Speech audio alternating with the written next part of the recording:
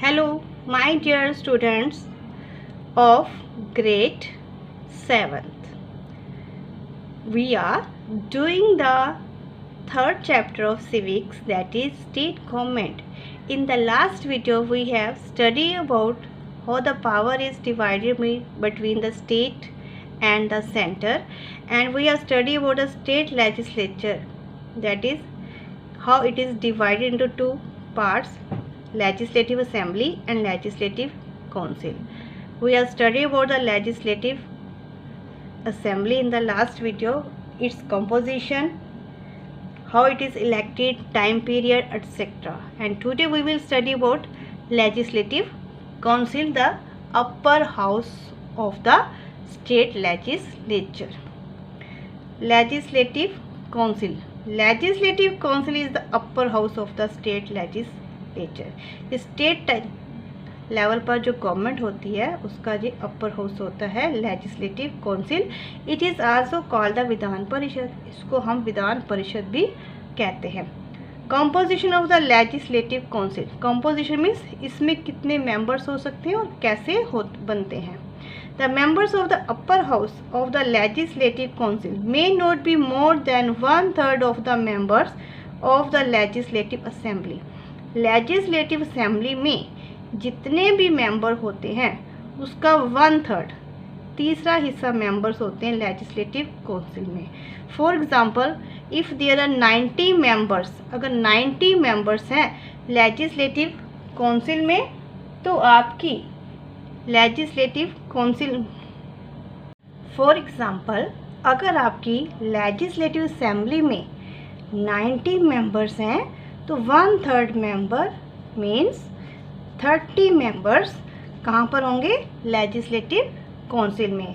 And these member 5-6 members हैं indirectly elected होते हैं. इनडायरेक्टली इलेक्टेड मीन्स उनके में सभी लोग इंडिया के हैं जिनके पास वोट डालने का राइट है, वो सब वोट नहीं डालते हैं. सिर्फ जो इलेक्टेड मेंबर्स हैं, जो पहले उन्होंने अपने रिप्रेजेंटेटिव चूज़ कर लिए हैं, वो लोग इसमें वोट डालेंगे. That is why it is indirectly elected. And 1/6 members are nominated by the governor. And which members are nominated by the governor? Who have excellent job in the field of art, literature, science and social service.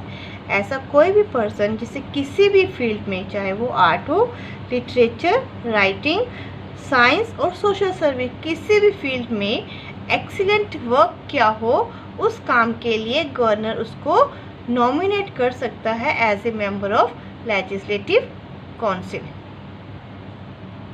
अब इसमें कौन कौन से लोग participate कर सकते हैं election procedure में. First, 1/3 members of the legislative council elected by electorate consisting of members of municipalities, district board and other local bodies.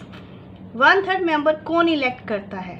जो म्यूनसिपैलिटीज़ के मेंबर हैं, जो पहले हमने चूज़ कर लिए हैं, district board and other local bodies में जो पहले इलेक्ट हो चुके हैं, वो लोग वोट डालते हैं.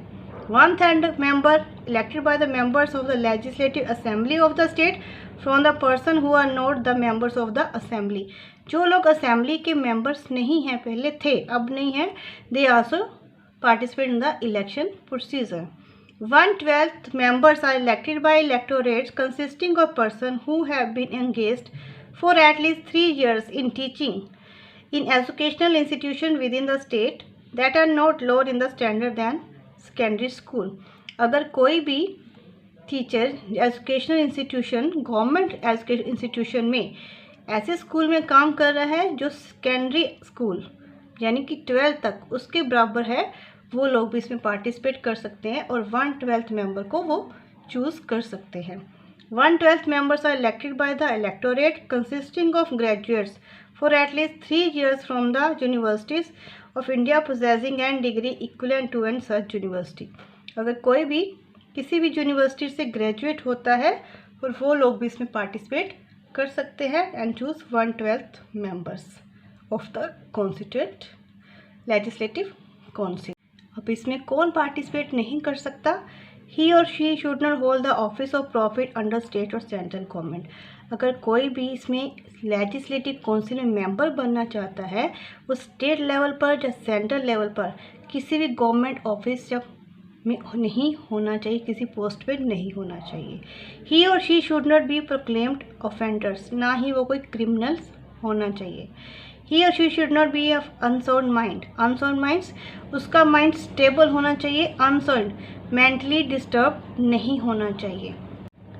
Now what is the time period, time period कितना होना चाहिए? Like Rajya Sabha which is the permanent house in the central government, state legislative council is also a permanent house. Rajya Sabha जो हमारे सेंट्रल लेवल पर है वो परमानेंट हाउस होता है, तो स्टेट लेजिस्लेटिव काउंसिल भी हमारी परमानेंट हाउस। परमानेंट हाउस का मीनिंग क्या है कि इसके सभी मेंबर एक साथ डिसॉल्व नहीं हो सकते, रिटायर नहीं हो सकते। जैसा कि हमने लेजिस्लेटिव असेंबली में देखा था कि उनका टाइम पीरियड 5 इयर्स होता है और 5 इयर्स पर एमएलए, सभी एमएलए रिटायर हो जाते हैं, अपनी जॉब से हट जाते हैं, दोबारा फिर इलेक्शंस होते हैं और नए एमएलए चूज़ किए जाते हैं। पर इस हाउस में ऐसा नहीं होता, it is a permanent house.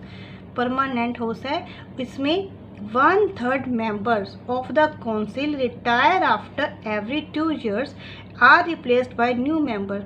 इसमें हर 2 साल बाद 1/3 members यानी कि जितने मेंबर्स हैं उसका 1/3 हिस्सा रिटायर हो जाता है, उसके प्लेस पर न्यू मेंबर चूज़ कर लिए जाते हैं। फॉर एग्जांपल अगर आपके इसमें 30 मेंबर्स हैं तो 1/3 मेंबर्स क्या होंगे, रिटायर हो जाएंगे। तो कितने मेंबर्स फिर दोबारा इलेक्ट होंगे? 10 मेंबर्स हम फिर दोबारा इलेक्ट कर लेंगे। The tenure of each member is 6 year. तो इस तरह हर एक मेंबर का टाइम पीरियड 6 ईयर होता है। The members of state legislature are elected through the system of proportional representation by the means of single transferable vote. What is the meaning of single transferable vote?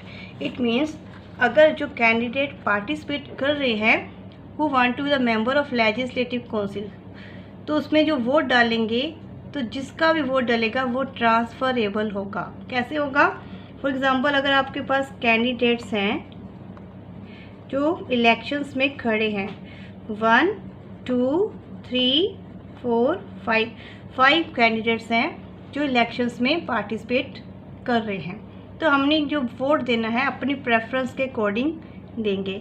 For example अगर हमारी preference है कि जो 3rd number पे candidate खड़ा है वो मेरी फर्स्ट प्रेफरेंस है, मैं चाहती हूँ कि यही वाला मेंबर बने लेजिस्लेटिव काउंसिल में, तो सेकंड प्रेफरेंस भी हमें देनी पड़ेगी, थर्ड सभी देनी पड़ेंगी क्योंकि हमारे 5 कैंडिडेट्स हैं। तो सेकंड प्रेफरेंस मेरी ये है 4th नंबर का, और 3rd 4th एंड 5th ये मेरी प्रेफरेंस है। अगर बाय चांस ये वाला जो कैंडिडेट है ये इलेक्ट नहीं होता है तो मेरी जो वोट है वो अपने आप जो सेकंड नंबर पे जो मेरी प्रेफरेंस थी इसको वोट मेरा ट्रांसफ़र हो जाएगा। Clear? It is the meaning of transferable vote.